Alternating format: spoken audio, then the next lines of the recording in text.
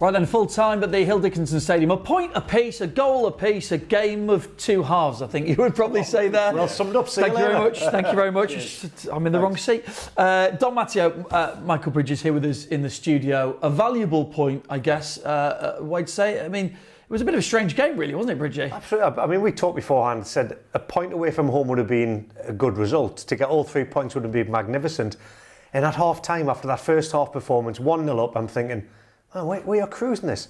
Controlled possession, midfield was brilliant, the defensive structure was awesome, never looked uncomfortable. And then I watched the second half and thinking, what has just happened? Like, we just lost so much dimension and dynamics. I mean, they changed their system, fair play to Everton. They recognise a big problem. David Moyes changed it. They changed, went to a back three with wing backs, almost like for like, and the game flipped on its head. So after such a good first half performance, to such a poor, I can't say undisciplined, but just lost total shape and confidence. To come away with a point, I'm devastated, but it actually is a very good point in the end. I think when you perform so well in the first half, in a way, you expect to do that again, and we didn't. Right. They turned up, like you said, Bridgie was right, they changed the system and it worked for them. They got on the ball, made things happen, but we weren't at it. But it's disappointing because we were so good in the first half, and we should have, we could have been 2 up. Obviously with Dominic, but I just think that again was a missed chance. But fair play to Everton for getting back into it, and you've seen. I don't think Everton are a great side, far from it, but they found a way to get back into this game, and we struggled to get on the ball, to be honest. Yeah, I mean, it is funny football, isn't it? Everton fans will be having the opposite conversation to what we're having. Why didn't we start like that in the second half? And why didn't they go on to win the game? But I guess that shows it probably was a fair result in the end for both teams. Let's just head back to the first half, because Leeds did play some really good stuff in that first half and got the goal as well. And in some ways, your first name on the team sheet to get a goal, you wouldn't necessarily think James Justin, but on the fact that the fullbacks, wing-backs, whatever position you want to call it, were getting so high up the pitch, it wasn't that surprising necessarily, Bridgie, to see him being on the end of something. Well, again, that was one of the highlights that I'd had on my notes, saying the wing-backs on both sides were so good, because not only were they doing such a good job defensively, but actually both of them played a major part in the lead up to the goal. So you'll see, it was lovely how we rotated and got the width down one side. Dominic Calvert-Lewin made a fantastic near-post run, which all good strikers should do, because it takes the defender out of the area. And then I'm just delighted that, Brendan Aronson didn't try and be selfish and take the shot himself, because he wasn't facing the right way. And he obviously got a massive call from James Justin to say, leave it, because I'm coming.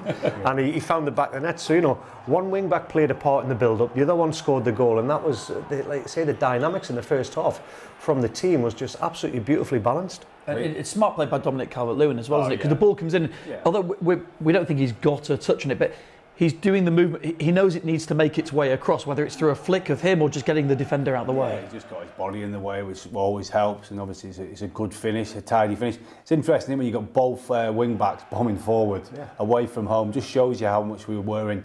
We were the better team in this place at this time. I just think, again, that's the way we've been playing for the majority of the season. We've got so much quality down the sides, especially at the fullback areas. I've been so impressed with both the fullbacks today as well. Even defensively, we've looked a little bit better defensively in the wing-back position, because it's so important that they do their job as well. You know what it's like, Dom, when the midfield or your defenders have got lovely control of the ball. Yeah. And then you're allowed to go high and wider, because you don't want to be going high and wide if we lose the ball all the time. Yeah. So the first half, the lads are full of confidence because we were keeping the ball well, so they can go high and wide. Second half, just everything was rushed. I think I heard Tony Drigo in the commentary just say, we've just pelting the balls up to Dominic Calvert-Lewin. If he's not holding them up or he's feeding off scraps, you're not going to release your wing backs there, because straight away Everton were coming back at us. So they pinned us in second half really well, Everton, whereas first half we were so free-flowing football. It was beautiful to watch.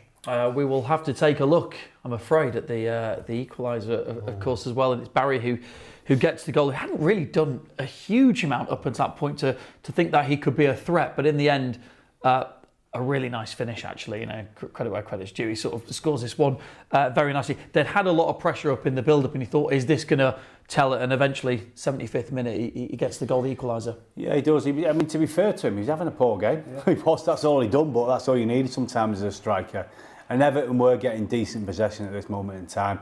And I think we were just a little bit lackadaisical with our defending there. Tanaka, he's got to get round there and cover his man. He doesn't do that, and then obviously it's a great finish by someone who wasn't playing very well, but it just shows you in the Premier League you get an opportunity like that. It's a brilliant finish. That movement is almost blueprint to what we've just seen from our goal. Yeah. There was an overlap and run, there was a flick down the line, there was a cross into the box. The difference is we saw Dom get across the first man and miss the ball behind him, but he took the defender.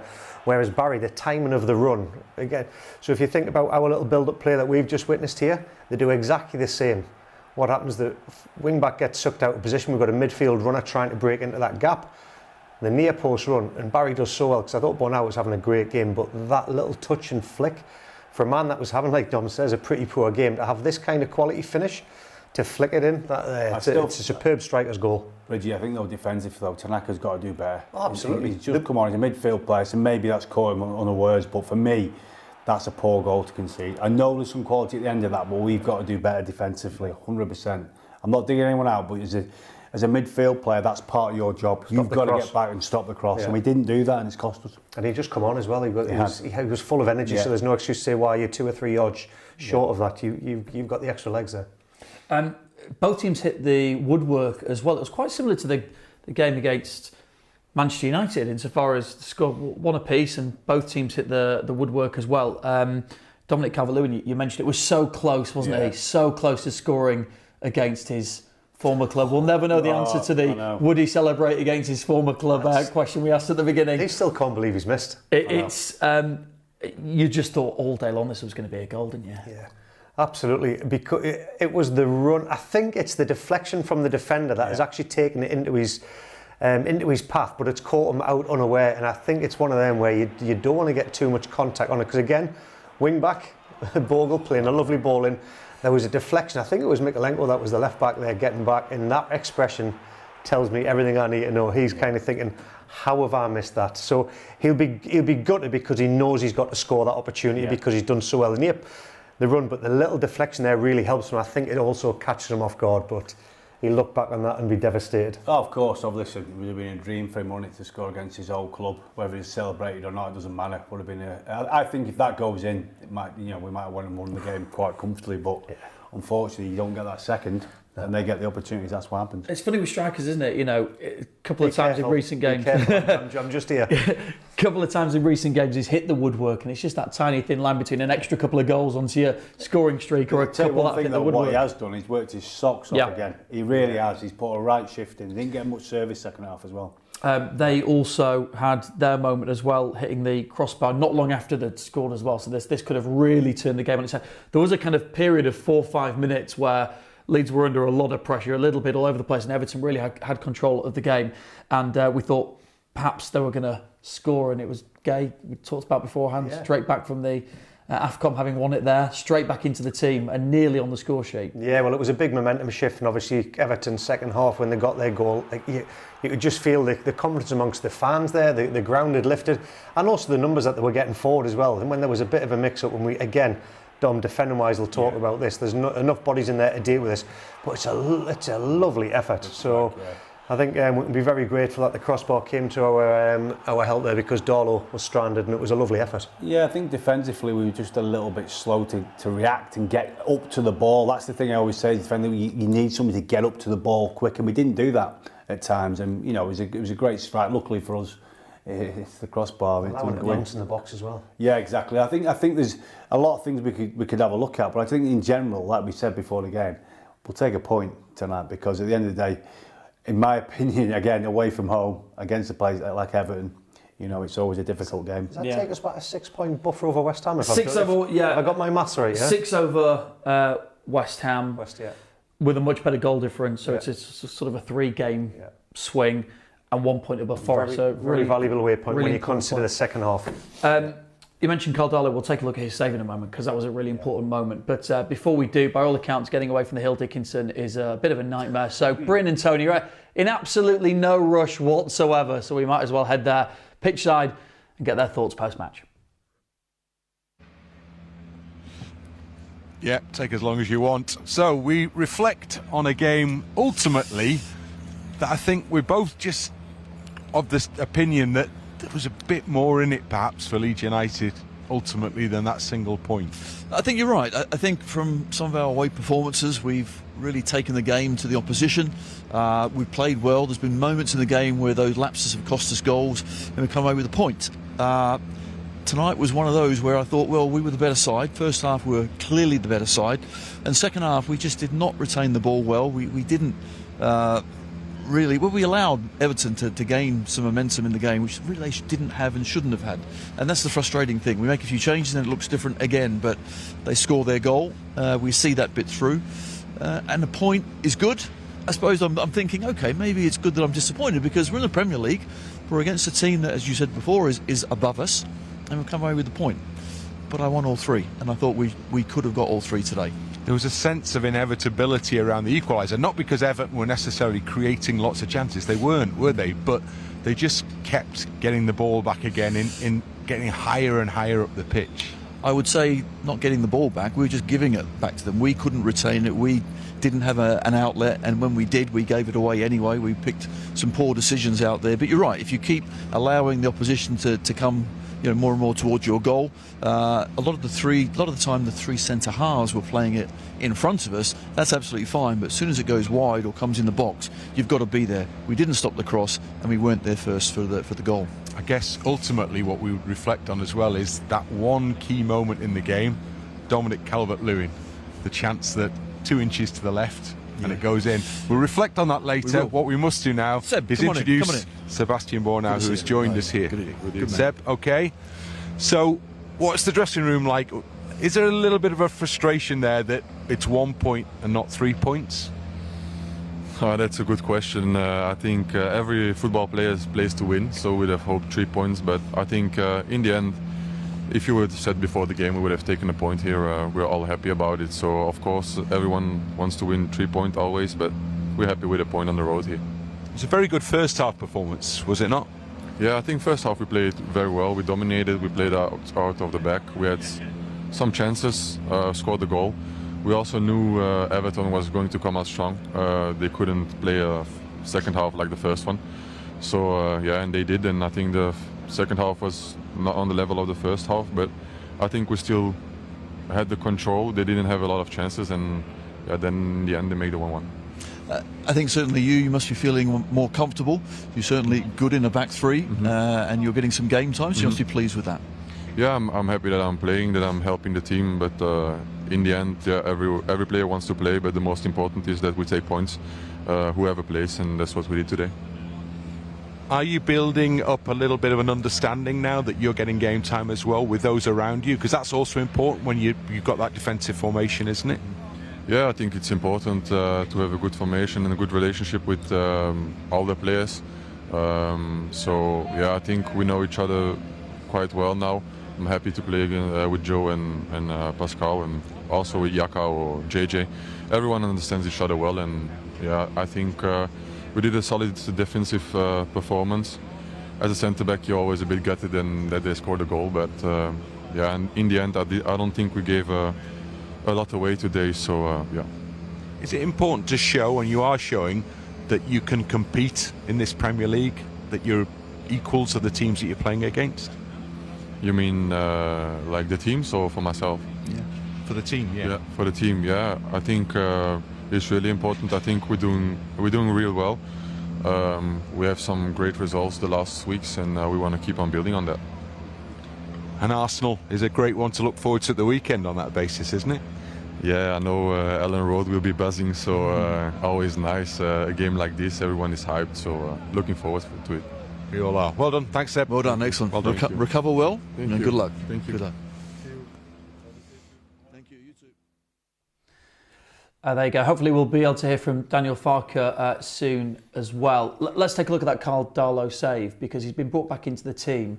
Clean sheet against Fulham, with not a huge amount to do in the game, to be fair. They didn't really create much on goal, but a really big save. We've actually looked at this a few times. We thought, might you have been offside? But at the moment it happens, we don't know. We'll never quite know from the angles. But Darlow doesn't know it's offside, does he? He's got to make the save. He's got to make exactly, and it's a great save, isn't it? Good hand as well, isn't it? Yeah. Maybe people say it's nice height, but he has to get fingertips to that. So it was a really smart save. Yeah. Yeah, and a big moment for him as well to have a save like that. You know, when you've come into the team and you're Daniel Farke said he's in the team now. You know? Well, the hardest thing is it's actually one of them shots where he's blindsided by the defenders, and it looks like Barry's lost control of the ball, but he actually scuffs it out really, really well and gets the outside of the foot on it to create the curl, which is going towards Darlow's goal. So yeah, it was a big save in the end. I think once we looked at this little thing, that would have definitely been given for marginally offside, but like we said, Darlow didn't know that. And what I like about the save as well, he's parried it into an area away from goal, so there's nobody else able to come in on it. So again, it was a big save for him in a match where what did he have that to do? Then he had the Barry goal. Apart from that, I think defensively, he looks a safe pair of hands, Bridgie, doesn't he? I like him. I like him. Yeah, I think he's just very consistent, knows his job. I see him talking, he's very vocal, Dom. Yeah, that's what I mean. That's what you want. Remember when we had Nigel Martin? Yeah. Even in Robbo, he's still vocal. You need that voice, and I think he brings a bit of that as well. Yeah. Let me ask you a question. I don't know whether there is another one. Sorry, well, that's my job. Do you know what? I'll just stay silent. You two go. Okay. Let me ask you a question. I don't know what the answer is. You might not know the answer to this. There might not be an answer to this. But just looking at the stats from tonight, other than Bournemouth, Leeds have dropped the most points in winning positions in the league this year. It's 15 points have dropped from being in winning positions. Bournemouth, it's 18. So, in a way, that's great to be getting in those positions against good teams tonight. They've gone and taken the lead. But in another way, costing the team points by not holding on to those leads. How do you fix it? I've got a question for you. Yeah. Will them points drop in the first part of the season, or will they drop in the run that we've been on since the second half in the Man City game?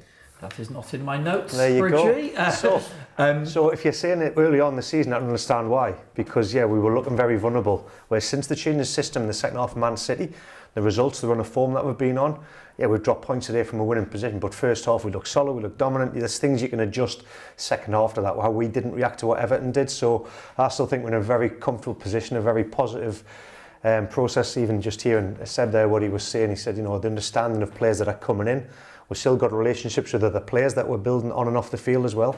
I think you can put your stats back where they belong, because I suggest they were from the first part of the season. I think there's a few more recent. I'm just putting a positive spin on it. You've asked my opinion. I asked your opinion. I'm really getting it tonight, aren't I? Honestly. Let me ask you, we were talking before the game about the football generally this weekend, and Liverpool losing at Bournemouth, and we're saying, Arne Slot had come out and said the players were a bit tired after that. We said, well, you rarely get much sympathy for teams saying that the players... Were the Leeds players towards the end there? I thought the last 20 minutes they looked a bit tired. Maybe could have made the changes a little bit quicker for me personally. But yeah, listen, sometimes you don't want to lose the game, so sometimes upsetting it too much and making too many changes can cost you. So I think on the balance of things, we said all of us before the game, and even though he said himself, didn't he? The player, he said that we would have taken a point before the game. So I think that's a good point for us. And I know for a fact, as does Dom, if you're chasing the ball all the second half, the game becomes boring and frustrating. You become tired very quickly. When you're in a dominant winning position, you've got the ball all the time. It's amazing how much confidence spreads and you never feel tired. So and the thing is, we went a bit deep, Bridgie, as well, because you're trying to protect stuff at that point, and you've got to try and... You need somebody to say, get us up the field. Yeah. You need to lead. That's hard though, isn't it? If you slightly lose control of that battle, to then grapple it back, it's a difficult thing to do. It's tough, yeah. And like you say, as we've been saying, the team's getting to know each other better. A few players have coming in and made a few more appearances now. And I think we've got more of a balanced team. Whoever he picks, I feel like we've got players who can play in all these different areas. And whoever comes in, it's quite the same, really. They're all bringing some bit of quality to the table. I think we're forgetting when the Premier League, it's an away point in the Premier League against a very established Premier League team who've got a new home. Yeah. And a manager who knows what he's doing. It's nice to feel at the end of a game like that, at this stage of the season, that could we have got 3? Just speaking to Tony when he was chatting there, and he also said, I'm gutted because I didn't get 3 points, but. And again, it's a huge point in the Premier League from a team. So there's a lot of positives to take out tonight. But the lads will go and learn from that second half performance, as will the staff as well, because they'll be analysing what did Everton do to hurt us so dramatically second half. What can we learn from that going forward tactically when they changed it and went like for like? So like I say, there's plenty to take from it. Huge game coming up at the weekend as well. I mean, I don't think anyone thought Arsenal would end up being a Saturday 3:00, but there you go. It's great, isn't it? It's a time we want to be watching football, and here at Ellen Road, it was nice hearing Sebastian Bornau, who has just come this season. He gets it already. You can hear that talking about Ellen Road.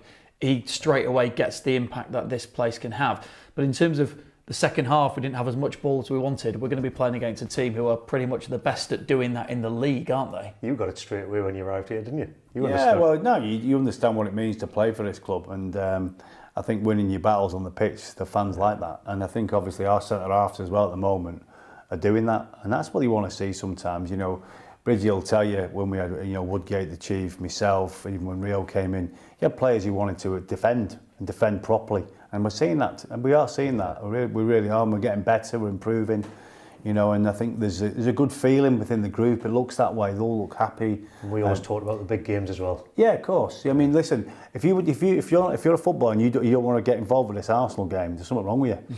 These are the games you want to play in and you want to do well in, because that proves the level you're at. And so I think the players will be really excited about the weekend. Arsenal is obviously the one team that kind of gave us a bit of a seeing to, albeit very early on in the season. We're at a very different stage now, so they're almost incomparable, except that, you know, sometimes when you get promoted, you think, well, you might get the odd spanking from time to time. That hasn't happened this season, actually, apart from on that day where really we were outplayed by a better team on the day. Yeah, and that was a wake-up call. That was a reality welcome to the Premier League. You see the team that are top, and I was thinking, oh, this could be catastrophic. It could have a major knock-on effect.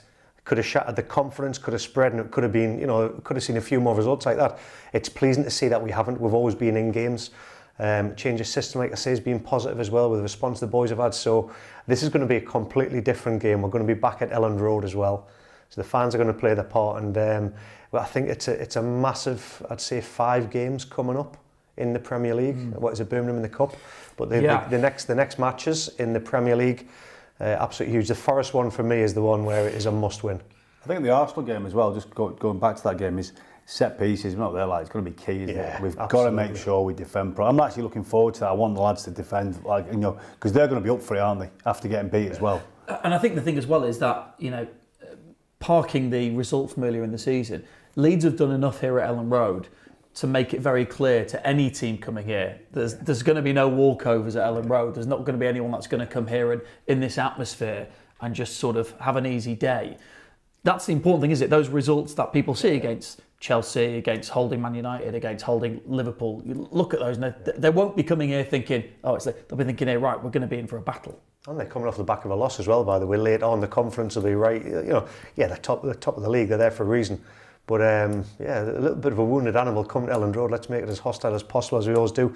Like Dom says, the lads have got to turn up, but we've got to make sure we are switched on in them key moments. And I think you've nailed it. The key moments are the set plays. One player who made his Leeds United debut tonight, Facundo Buonanotte, in the team. Daniel Farke putting trust in him for a little bit, and actually had a moment towards the end where he could have potentially just snuck one in. So here he is making his debut for Leeds United. Been a lot of talk about him, of course, talk in the summer as well. That didn't quite work out, but he's here now, and he came on. A player that could be really impactful for this back end of the season, Bridgie.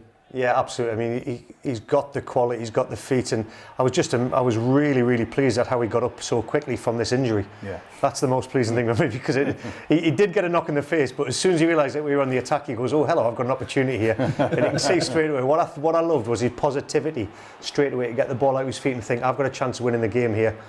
And then, we'll forget about this bit. He got a bit of a, there you go, he got a bit of a clatter in the face, didn't he? But let's hope we see more of what we've just seen with the shot. You know what I mean? Like I say, he's definitely going to be a player that we can see come on. I used to love when we first signed Solomon, and we saw him get better and better with every game. The more minutes he got under his belt, the fitter he got, the more he understood the players around him. He was a key player, and I really think the way we can do this with Buonanotte will be exactly the same. It's just getting him in the right moments. And it's nice the players that as soon as they see a sniffing opportunity, I'm having a crack at that. You know, that's he's like, right, shot. I'm going for it. Yeah, I think Bridgie's right. I think he will get better. He just needs a bit of game time, doesn't he? Get to get on that training field and get a bit fitter and get out there. And I'm sure the goals will come for him, because he's obviously got quality. And hopefully he can produce that this weekend at some point. I hope he's like that, you know, when Pablo Hernandez. He just looks for the no pressure. no pressure at all, but has the ability and has the capability to produce moments like that. Yeah. And I'm not just talking goals, I'm talking about assists in the way that he can really affect the defensive midfield unit when he comes on. It's hard to know for a manager, I guess, when to introduce a player. You know, do you have to wait till you're in a comfortable position, you bring on a player, or at that point it's 1-1, or Arsenal at the weekend? You know, it's difficult to know when you actually do that. You've got to wait for the 99 analysis and staff that are doing the fitness to give you the go-ahead to actually give them the time to play. So, big game coming up, and then, like you say, Arsenal at home, and then that Forest game as well. Yeah. And then you look at the run, Chelsea away, then there's the Cup game, that's our run to the final this year. Villa away, they're in incredible form, and then Manchester City. So just 4 of the top 5? Yeah. Bring them on. It's funny because we looked at that run before we started the really long run, which is now, what is it? Is it 1 defeat in 10 in all competitions, something like that? And you looked at that and you thought, but that's that is the Premier League, isn't it? Yeah. And that's why we're here. That's why you want to be in the games. Like you say, that's a very valuable waypoint. The first 2 matches is it the Arsenal at home, Forest at home? Yes. 2. Like I say, I've got all get the point against Arsenal, get the 3 points against Forest, and then see how the others come and affect us and where they're at. But I think we always say it's in the Premier League, it's all about the home fixtures. Yeah, I think as well we've got to give the players and the managers and the staff a bit of credit, because when we looked at all them fixtures that were coming up and the ones that are going to come later, it's like, it looks like they're relishing, they're loving it. I think as a player, you want to play against the best, and these are the best in the minute. So there's some great games coming up, and there's no reason why we can't go and win them. Yeah, is it good that Arsenal are coming off a defeat, or a bad thing that Arsenal are coming off a defeat? I'll tell you after the next. I'll tell you after Saturday. We'll find out sooner. Find out sooner or later. Big games coming up, of course, and this place is going to be packed. It's going to be absolutely jumping as well. Like I say, Saturday afternoon, and then of course the Forest one's a Friday night under the lights as well. So it's mouth-watering stuff. That means we get the whole weekend to celebrate the win. Potentially. But I love the Friday. Well, I don't love the Friday nights. I prefer Saturday 3 o'clock, as we all do.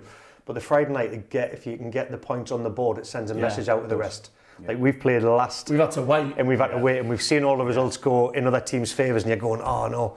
We've got the point. We've said, right, we get the chance to go against Forest on that. But basically, on that Friday night, Leeds United have the opportunity to either settle our nerves for a nice 48 hours, or absolutely ruin the weekend and keep you tantalisingly worrying about what's going to happen. We're going to be hearing from Daniel Farke in just a moment. He'll be pretty pleased with a point, you would have thought, regardless of whether we were in a position to take more. Well, I think it's like we say, game of 2 halves. He'll be really happy with the first half, and he won't be too happy with the second half. But again, listen, I don't think he looked too disappointed at the end of the game. But yeah, I think there will be that little bit of, could we have just nicked it maybe? But the performance second half wasn't quite good enough for us, so I think he'll be happy. Do you know about the subs on? It'd be interesting to see if he mentioned it, because obviously the back 5, they went like for like, but then we went to back 4 and put another one in midfield. So went for it a little bit. Do you know what I mean? Could have quite said the point, but you could see that it was put another midfielder or another attacker and have a go. So that's what he did against Fulham, isn't it? And he sort of said he wanted to go for it. No problem with that. So I really I'm looking forward to seeing his interview to see what his take on is from the first half was so dominant to being so lack of production, getting out from the back, and just to see what his thoughts are. I'm really looking forward to seeing what he's got to say, because I love his interviews, because he gives us so much information at times, and I just enjoy listening to him. Yeah, well, they're obviously, like we say, not in a rush, because no one's getting anywhere out there. It's hard to get out of there. Hill Dickinson anytime soon, so we will wait until Daniel Farke is available and hopefully get some reaction from him. The players will rest up now, I guess, and just get themselves ready for the weekend, but a little bit less preparation time, than everyone else. But that's the nature of the beast. That's the way the fixtures go. And I tell you what, though, the thing is, you want to be playing, don't you? That was always it. I was lucky enough when I was at Leeds. I was starting, so for me, I was always loving it, because every time I went out, I was playing. And I think sometimes what we're seeing at the moment is that players are coming impacting now. And I wasn't that player. I was a defender, so I didn't have that impact. That's why I was always starting. But what I'm saying is, we've got players now who can come on and do stuff. You know what I mean? Just like we had, Bridgie, when we played, we had game changers in all different positions, especially up top and even on down the side. So I think we've got a bit of that now going on. We've got a lot of competition for places, which I think the manager will be happy about. I think everyone, apart from that last 20 minutes, we looked a bit tired. Away from that, I thought we've looked very fit and very strong. So that's maybe rest up now and get ready for this game on Saturday. I think if you look at the bench as well, like Dom's saying about impact players, if I look at the bench from Leeds United today, I know we've got a few injuries still, but some of the teams in this division have got a lot of injuries. They've got a lot of games. They've got European football to contend with as well. Forest are in that mix as well. And teams aren't handling it very well because the number of bodies that it's costing them. So I think that when I look at our bench compared to other teams in the Premier League, that makes me smile as well, because I know we've got numbers and good numbers, and hopefully a few more in January. Hopefully. Well, we'll wait and see. There's only a few days left, but we'll wait and see. Right, we're going to wrap it there because no sign of Daniel Farke just yet. But of course, as soon as we get his thoughts, we will pop it straight away on the Leeds United app and also on the YouTube page. It'll be there for you to digest. And you, Bridgie, sorry to keep you waiting there. You can ask for an apology from the main man. Yeah, you text him now. I'm already you on text it. him now. Thanks for joining us tonight. We are back for another big match on Saturday against the league leaders Arsenal, and we absolutely can't wait. For tonight, it's a point. It's another point on the road as well, and Leeds United continue their pretty decent form going into a big one this weekend, of which we'll bring you all the action. Cheers, guys. Cheers. Good to have you here. We'll see you on Saturday.